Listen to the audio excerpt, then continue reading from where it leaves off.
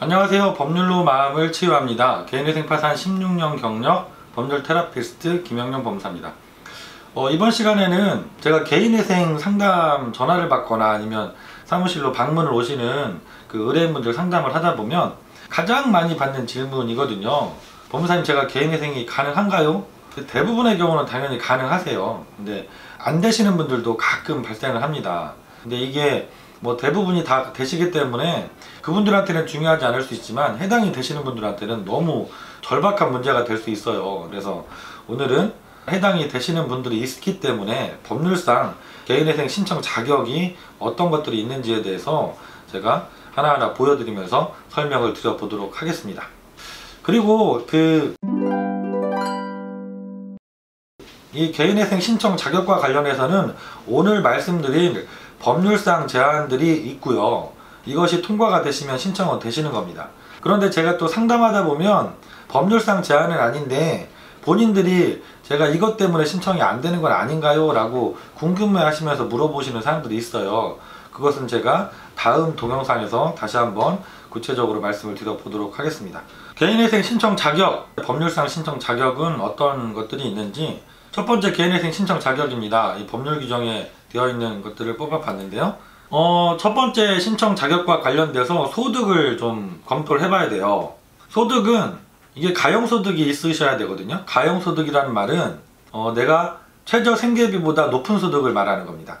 개인회생이라는 것이 변제기간 3년 기본이죠. 길게는 5년까지 매달 법원에 일정한 변제금을 납부를 하시는 거거든요.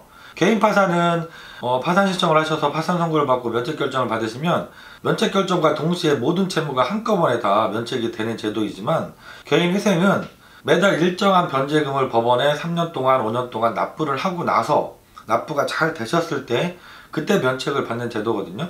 그래서 소득이 있으셔야 돼요.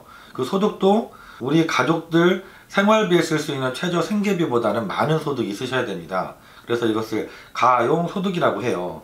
그래서 여기 보시는 것처럼 소득이 있어야 되는데 그 소득은 최저 생계비보다 많은 소득이어야 됩니다. 그래서 법원에서 서류를 검토하실 때 이분이 장래 지속적이고 확실한 소득이 있다는 것을 증명할 수 있어야 되거든요. 그래서 크게 개인회생을 신청할 수 있는 자격을 갖는 사람은 급여 소득자이거나 영업소득자, 개인사업자를 말하죠. 내가 소득이 있다는 것을 입증할 수 있는 분들이어야 됩니다. 물론 아르바이트 하시는 분도 가능을 하세요. 실제로 신청하시는 분 중에 아르바이트를 구해서 신청하시는 분들 많습니다. 일용직도 가능하십니다. 일정한 곳에서 계속해서 일을 하고 계시고 또 고용보험에 가입되어서 일용 근로소득 신고가 들어가고 계시다거나 이렇게 아니면 내가 일정하게 통장으로 매달 입금을 받고 계시다거나 이렇게 해서 내 소득을 입증할 수 있다고 하면 일용직으로 근무하시는 경우에도 가능하세요. 그리고 지금 현재는 직장이나 자영업을 하고 계시진 않지만 이미 퇴직하셔서 연금을 받고 계신 분들도 신청이 가능하세요. 대표적으로 공직에 계시다가 공무원 생활하시다가 퇴직하신 경우 이런 경우에는 당연히 그 연금 소득을 통해서 개인회생이 가능하십니다. 그리고 마지막으로 이런 질문들 주시거든요. 법무사님, 제가 지금은 아직 취업을 못했는데 구직 중입니다. 조만간 취업이 될 것 같은데 취업이 되면 가능한가요? 물어보시거든요. 가능합니다. 당연히 취업을 하시면 일정 기간을 근무하셔야 되는 것도 아니고 취업하신 첫날도 신청이 가능하세요. 재직증명서, 근로계약서만 있으면 법원에서는 다 신청을 받아주고 계십니다. 그리고 개인회생 신청 자격 크게 두 번째, 재산과 관련된 신청 자격이 있습니다. 이게 기본적으로는 빚이 재산보다 많으셔야 돼요. 채무가 재산보다 많아야 된다는 조건이 있어요. 그래서 자주 있는 일은 아니지만 아파트를 한 채 갖고 계신 분들 있거든요. 근데 이 아파트 시세가 작년, 재작년 해서 상당히 많이 올라간 지역들이 있잖아요. 이분이 부동산, 이렇게 아파트 같은 부동산은 은행에서 이제 담보대출을 받으셨다면 그 금액을 빼고 나머지 차액을 재산으로 산정하게 되는데 이 나머지 차액이 크신 경우에는 내가 신용대출이 그거보다 작은 분들이 계세요. 그렇다면 이분은 신청이 안 되시거든요. 이 재산의 종류에는 부동산이 대표적일 것이고 임대차 보증금도 해당이 되고요. 그 다음에 보험 해약 환급금도 해당이 되고 자동차도 해당이 되고 그리고 통장에 있는 잔액들, 예금들도 다 해당이 되는 것이죠. 그리고 주의하셔야 될 게 이 배우자 재산도 채무자 재산으로 고려할 수 있다는 부분을 주의하셔야 돼요. 이 부분은 제가 빨간색으로 표시했는데 그 이유가 최근에 서울회생법원에서 실무준칙이 변경된 내용이 있지 않습니까? 그래서 빨간색으로 표시했어요. 지역에 따라서 약간 다를 수가 있는 부분입니다. 서울회생법원은 원칙적으로 부부 별산제를 원칙으로 해서 개인회생을 신청하실 때 배우자가 재산이 있더라도 채무자의 재산으로 고려를 하지 않기로 했습니다. 예외적으로 명의신탁재산이라든가 부인권에 해당하는 행위를 한 재산이라고 하면 종전처럼 2분의 1을 재산으로 잡을 수 있지만 원칙은 배우자 재산은 채무자의 재산으로 보지 않기로 바뀌었죠. 근데 이것이 서울회생법원의 실무준칙이기 때문에 아직까지 다른 지역의 법원에서는 적용을 하지 않고 있어요. 그런데 여기에 비해서 또 특유재산이라는 개념이 있거든요. 배우자 명의의 재산이지만 원래 배우자 걸로 봐야 되는 재산들이 있잖아요. 배우자분이 부모님 돌아가시면서 상속을 받은 재산이라든가 증여를 받은 재산이라든가 아니면 혼인 전에 이미 갖고 계시던 재산이라든가 이런 것들은 특유재산이라고 해서 원칙적으로 전국 모든 법원 공통적으로 재산의 채무자 재산으로 보지 않습니다. 배우자 혼자의 재산이라고 하는 것이죠. 그러면은 이 배우자 재산 때문에 이렇게 질문 주시는 분들 계세요. 그럼 이혼하면 어떠냐? 이거는 이혼을 하시면 재산 분할을 하게 되잖아요. 그게 정당한 범위 안에 재산 분할이 이루어졌다고 하면 그것은 법원에서도 인정을 할 수밖에 없습니다. 그래서 내가 이혼하시면서 절반 이렇게 재산 분할을 하고 이혼하셨다. 그러면 그거는 인정할 수가 있겠죠.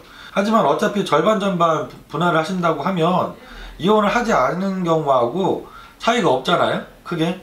물론 기여도에 따라서 그 재산 분할 비율은 달라질 수 있겠지만 크게 달라지지 않을 분이라고 하면 이혼하는 게 크게 개인의 생활하는데 도움이 되지는 않습니다.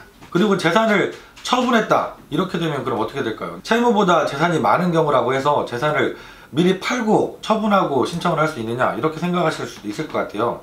근데 법원에서는 신청 전에 재산 처분이 이루어졌으면 당연히 그 재산도 지금은 처분돼서 없어진 재산이라고 하더라도 대부분 청산가치에 반영하도록 하거든요. 그래서 이것도 좋은 방법은 아니고 오히려 법원에 개인회생제도를 악용하는 것처럼 보일 수 있어서 오히려 좋지 않은 면이 있습니다. 그리고 세 번째, 채무 관련해서 어떤 신청 자격을 요구하시는지 보면 금액의 한도 규정이 있어요. 이게 최근에 변화된 부분입니다. 그래서 이것도 역시 제가 빨간색으로 표시를 했는데요. 무담보 채무는 10억 원까지 신청이 가능하세요. 그리고 담보부 채무는 15억 원까지 신청이 가능하세요. 이게 종전에는 무담보 채무는 5억, 담보부 채무는 10억이었는데 각각 5억 원씩 상향 조정이 되었죠. 그래서 이제는 총 25억 원까지 채무를 갖고 계시더라도 일반 회생이 아니라 개인 회생으로 신청하는 게 가능해지셨습니다. 주의할 것은 이 무담보 채무와 담보부 채무 한도 규정은 둘을 다 충족을 해야 돼요. 예를 들어서 내가 무담보 채무가 9억이고 담보부 채무가 14억이다. 이분은 신청이 가능하세요. 그런데 무담보 채무가 11억이고 담보부 채무는 없다 아예. 이래도 신청이 안 되십니다. 두 가지 요건을 다 충족해야 되기 때문에 한 가지라도 금액을 초과하게 되면 신청이 안 되세요. 그리고 중요한 것도 한 가지, 이것도 작년에 변화가 있었던 부분입니다. 이 적용할 시점, 채무 금액을 어느 시점을 기준으로 산정할 것이냐. 이게 예전에는 개시 신청 당시로 되어 있었거든요. 그런데 이게 신청 당시로 바뀌었습니다. 개인회생 신청서를 법원에 접수할 당시 기준으로. 이것도 채무자분들한테 상당히 유리해진 부분이에요. 왜냐하면 개인회생 개시결정이라는 것이 사건이 복잡하고 좀 느린 경우에는 6개월 이상 이렇게 걸리기도 하거든요. 근데 금액이 이렇게 몇 억씩 되시고 크신 분들은 연체이자가 붙으면 이 금액이 몇 달 만에 엄청 커질 수가 있잖아요. 그래서 신청할 때는 내가 이 금액 한도 규정에 저촉이 안 됐는데 개시 결정까지 기다리다 보니까 이자가 붙어서 그걸 초과해 버리는 경우들이 있었습니다. 그래서 이 적용 시점을 개인회생 신청 당시로 바꿨죠. 그리고 마지막으로 네 번째, 기간에 대한 제한이 있습니다. 이 기간은 어떤 기간이냐면 한번 개인회생 파산으로 면책 결정을 받으신 분은 일정 기간이 지나야만 다시 신청할 수 있다라는 규정이 있어요. 왜냐하면 너무 반복적으로 자주자주 개인회생을 이용하지는 말라는 것이죠. 이게 흔히 말하는 도덕적 해이 이런 것들을 방지하기 위한 목적으로 기간 제한을 두고 있습니다. 그래서 내가 개인회생으로 변제금을 잘 납부하시고 면책까지 받으셨다면 5년이 다시 지나야만 재신청이 가능하세요. 이 기준은 면책 확정일입니다. 내가 법원에 면책 신청을 하셔서 면책 결정을 받고 또 2주가 지나서 확정이 됐을 때 그때부터 5년이 지나셔야 됩니다. 그래서 회생에서 면책을 받으신 분이 다시 회생을 신청하시려면 5년이 필요하고요. 파산을 신청하셔서 면책 받으신 분이 다시 회생으로 신청하시려고 해도 5년이 필요합니다. 그런데 이제 파산으로 신청해서 면책 받으신 분이 다시 파산으로 신청하셔서 면책을 받으시려면 7년이 필요하세요. 이것만 기간이 다르죠. 그리고 회생으로 신청하셨다가 면책 받으신 분이 파산으로 두 번째 신청을 하시게 된 경우에도 이때도 5년의 기간이 필요합니다. 네, 이렇게 개인회생 신청 자격과 관련해서 크게 4가지를 제가 오늘 설명을 드렸습니다.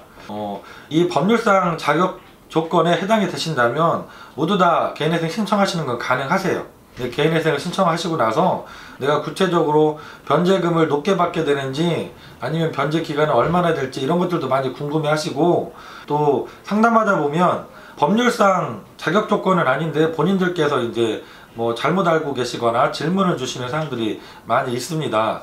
이 부분에 대해서는 제가 다음 영상을 통해서 구체적으로 제가 상담하면서 개인회생 신청과 관련해서 가장 많이 받는 질문들을 뽑아서 영상을 다시 한번 준비해 보도록 하겠습니다.